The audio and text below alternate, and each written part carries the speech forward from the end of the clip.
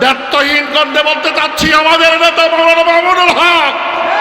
তার পাশে থাকবে যদি সাকাত হোসেন রাজি, জুনায়েদ আল হাবিব আর ইসলামাবাদীদের মতো মানুষ, তখন বুঝবেন এটাই সঠিক প্ল্যাটফর্ম। এই প্ল্যাটফর্মেই মানসুবিন আলাল হকের দায়িত্ব পালন করছে সকল আলেম, সকল তালেবে ইলম, সকলে মিলে তাদের সঙ্গ দেব। এতে কোনো ভুল করা যাবে না, যাবে না, যাবে না।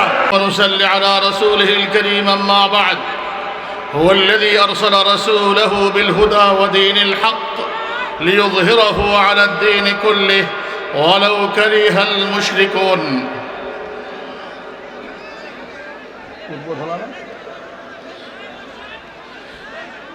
মুআজ্জাজ মুহতারাম উলামায়ে কেরাম এবং আমার সামনে উপস্থিত অত্র এলাকার মান্যগণ্য মুরব্বিয়ানে কেরাম ও তৌহিদি জনতা, আল্লাহ রাব্বুল আলামিন রাসূল আকদাস সাল্লাল্লাহু আলাইহি ওয়াসাল্লামকে দুনিয়াতে পাঠিয়েছেন। তার প্রধানতম দায়িত্ব হলো লিইয়ুযহিরাহু আলাদ দীনি কুল্লি, কোরআনের আহকাম এবং হেদায়েতের বাণী মানুষের কাছে পৌঁছে দিয়ে মানুষকে সেই চরিত্রে চরিত্রবান করে সকল তন্ত্র মন্ত্রের উপরে কোরআনের আহকামকে বিজয়ী করা, ঠিক কিনা?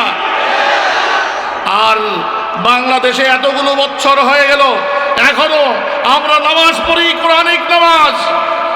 নামাজের যেভাবে কোরআনে যেভাবে নামাজের কথা বলা হয়েছে রাসূল থেকে দেখে দেখে সেভাবেই আমরা কি করছি? নামাজ পড়ছি। আমরা রোজা রাখি, কোরআনিক রোজা।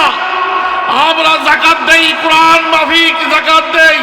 হজ করি, রাসূল বলেন খুযু মিন আন্নী মানাসিকাকুম, আমাকে দেখে দেখে তোমরা হজ শিখো, উমরা শিখো। সব কিছুই আমরা কোরআন মাফিক করি।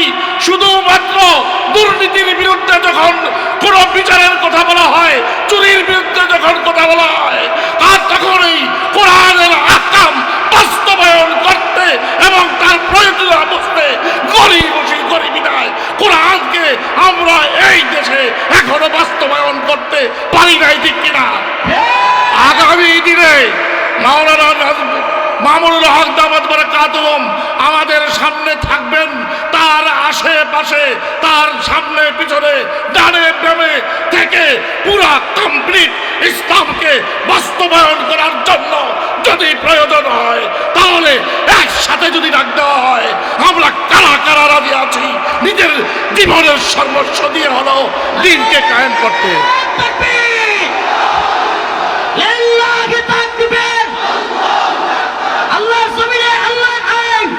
আগামী দিনে আমাদের নেতা, ব্যর্থহীন করতে বলতে চাচ্ছি আমাদের নেতা মাওলানা মামুনুল হক।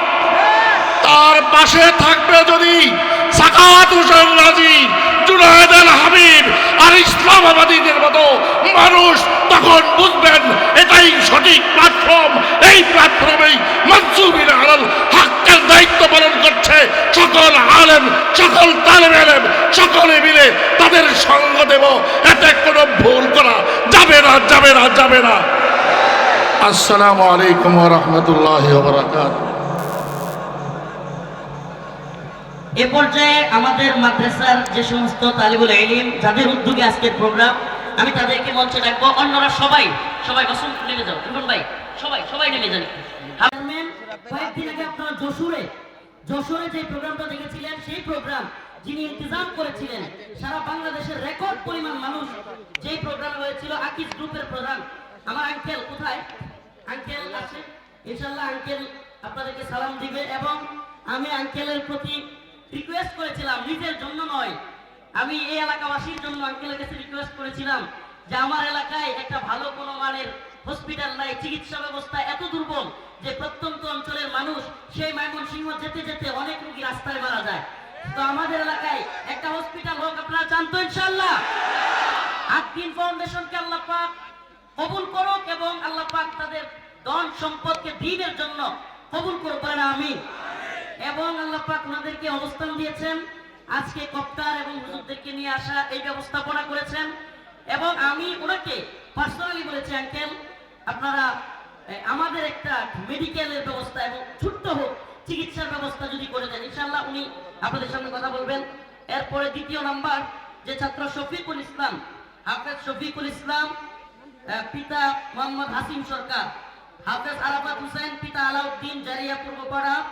হাফেজ জুবাইর আহমদ, পিতা আব্দুল কাদির, মাইসপাড়া, কুল্লাগড়া, দুর্গাপুর।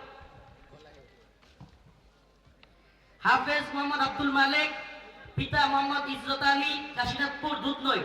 হাফেজ মোহাম্মদ উমর ফারুক।